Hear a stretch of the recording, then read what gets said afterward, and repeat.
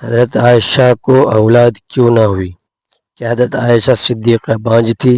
ایک مرتبہ حضرت عائشہ رضی اللہ تعالی عنہا نے حضور صلی اللہ علیہ وسلم سے فرمایا، تمام عورتوں کی اولاد ہے، میری کوئی اولاد نہیں، میں بھی خواہش مند ہوں۔ تو حضور صلی اللہ علیہ وسلم نے فرمایا، بسم اللہ الرحمن الرحیم، نبی مکرم صلی اللہ علیہ وسلم کی کشانہ اقدس میں آ کر حضرت عائشہ صدیقہ رضی اللہ تعالی عنہا نے جو کچھ سیکھا وہ آج پوری امت مسلمہ خصوصاً مسلمان عورتوں کے لیے بھلائی اور نجات کا سامان بنا ہوا ہے۔ نبی کریم صلی اللہ علیہ وسلم پوری کائنات کی معلم اعظم کی حیثیت سے حضرت عائشہ صدیقہ رضی اللہ تعالی عنہ کی تربیت فرماتے رہے۔ آپ صلی اللہ علیہ وسلم اپنے جملہ ازواج کے ایک ایک فعل کی نگرانی فرماتے اور کہیں کوئی لغزش نظر آتی تو فوراً اصلاح فرماتے۔ اس سلسلے میں حضرت عائشہ رضی اللہ تعالی عنہ کو جو امتیاز حاصل ہوا وہ ایک مثال قائم رکھتا ہے۔ حضرت عائشہ صدیقہ رضی اللہ تعالی عنہ کی عمر نکاح کے وقت کم تھی۔ اس کی وجہ یہ ہے کہ ان کے ذریعے امت کی عورتوں کی تعلیم و تربیت کا کام لینا مقصود تھا۔ حضرت عائشہ صدیقہ رضی اللہ تعالی عنہ کو اللہ رب العزت نے ذہانت عطا فرمائی تھی۔ اس کے ہوتے ہوئے آپ کے سامنے جب بھی کوئی مسئلہ درپیش آتا تو آپ نبی صلی اللہ علیہ وسلم سے پوچھ لیتی، اور جب آپ صلی اللہ علیہ وسلم مسئلہ واضح فرما دیتے تو وہ انہیں ازبر کر لیتی۔ یہی وجہ ہے کہ حدیث کی کتابوں میں حضرت عائشہ صدیقہ رضی اللہ تعالی عنہا سے روایت کردہ حدیثوں کی کافی تعداد ہے۔ امام بخاری اور امام مسلم علیہم رحمہ کے مطابق حضرت ابو ہریرہ اور حضرت عبداللہ ابن عمر رضی اللہ تعالی عنہما کے علاوہ کسی دوسرے صحابی نے حضرت عائشہ صدیقہ رضی اللہ تعالی عنہ سے زیادہ حدیث روایت نہیں کی۔ ام المومنین حضرت عائشہ صدیقہ رضی اللہ تعالی عنہ حضور پاک صلی اللہ علیہ وسلم کی نکاح میں شوال کے مہینے میں آئیں اور شوال کے مہینے میں ہی آپ رضی اللہ تعالی عنہ کی رخصتی ہوئی۔ حضرت ابو عمر رضی اللہ تعالی عنہ فرماتے ہیں کہ ام المؤمنین حضرت عائشہ صدیقہ رضی اللہ تعالی عنہ اسی وجہ سے یہ بات پسند کرتی تھی کہ ان کے خاندان اور دوسرے تعلق دار لوگوں کی خواتین بھی اپنے خاوند کے پاس شوال کے مہینے میں ہی جائیں۔ ام المومنین حضرت عائشہ صدیقہ رضی اللہ تعالیٰ عنہ کے فضائل میں سے ہے کہ حضور پاک صلی اللہ علیہ وسلم نے آپ رضی اللہ تعالیٰ عنہ کے علاوہ کسی دوسری کنواری عورت سے شادی نہیں فرمائی۔ حضور پاک صلی اللہ علیہ وسلم اپنے تمام ازواج مطہرات میں سے حضرت عائشہ صدیقہ رضی اللہ تعالیٰ عنہ سے ہی سب سے زیادہ محبت فرماتے تھے، یہاں تک کہ آپ رضی اللہ تعالیٰ عنہ اگر کسی چیز کی خواہش کرتی تو آپ صلی اللہ علیہ وسلم پورا فرماتے۔ ایک سفر کا واقعہ ہے، جب حضور پاک صلی اللہ علیہ وسلم نے ام المومنین حضرت عائشہ صدیقہ رضی اللہ تعالیٰ عنہ کو نہ پایا تو فرمایا، ہے میری دلہن۔ یہ الفاظ امام احمد رحمۃ اللہ علیہ نے نقل کیے ہیں۔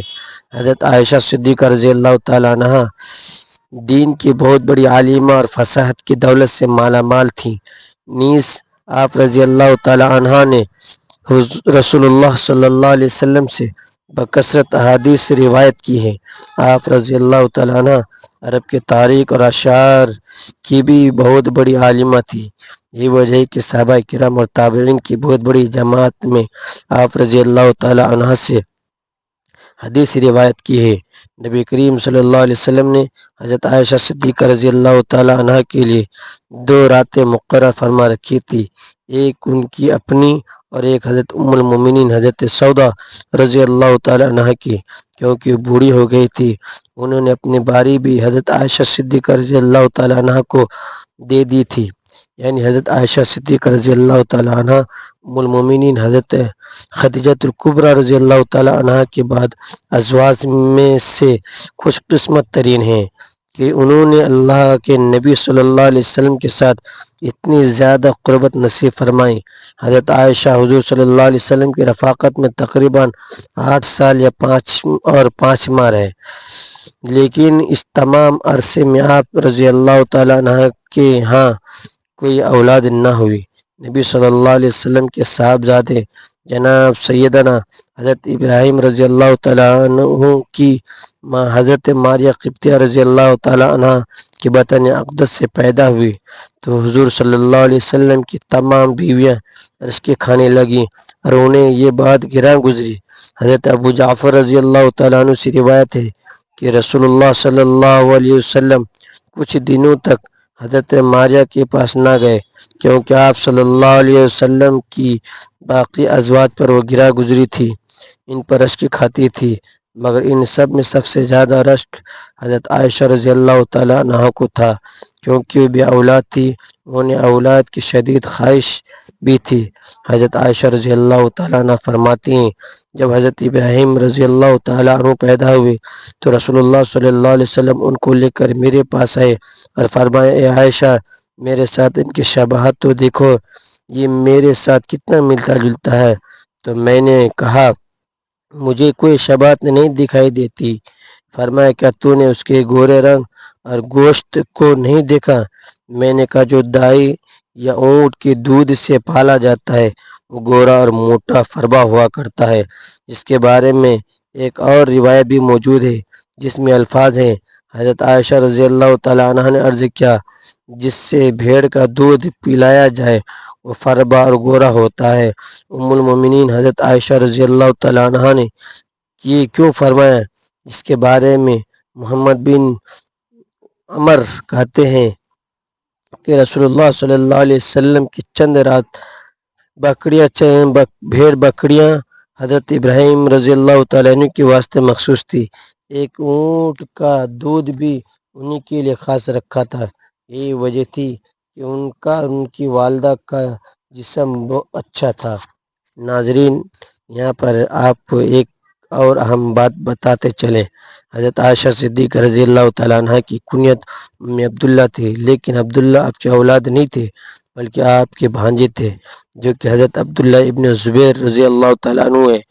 جب ان کی ولادت ہوئی تو رسول کریم صلی اللہ علیہ وسلم نے ان کے منہ میں اپنا لعاب شریف رکھا اور حضور پاک صلی اللہ علیہ وسلم نے حضرت عائشہ سے فرمایا یہ عبداللہ ہے اور تم ام عبداللہ ہو۔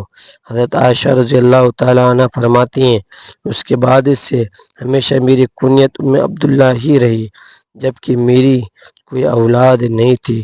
اسی ضمن میں ایک روایت یہ بھی ملتی ہے جس نے عرصہ حضرت عائشہ رضی اللہ تعالیٰ عنہ حضور پاک صلی اللہ علیہ وسلم کے ساتھ رہیں، اس عرصے میں آپ رضی اللہ تعالیٰ عنہ کو ایک حمل بھی ہوا لیکن کچھ عرصے بعد وہ ضائع ہو گیا۔